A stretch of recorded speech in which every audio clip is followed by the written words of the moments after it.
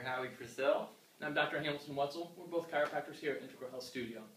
In this video, we want to go over a couple questions we get asked about children and mothers in chiropractic care. Is it safe for kids to get adjusted? Yes.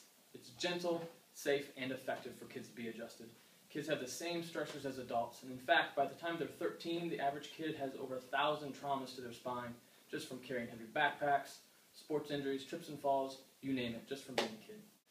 Another question that we get is, how does chiropractic care help with pregnancy?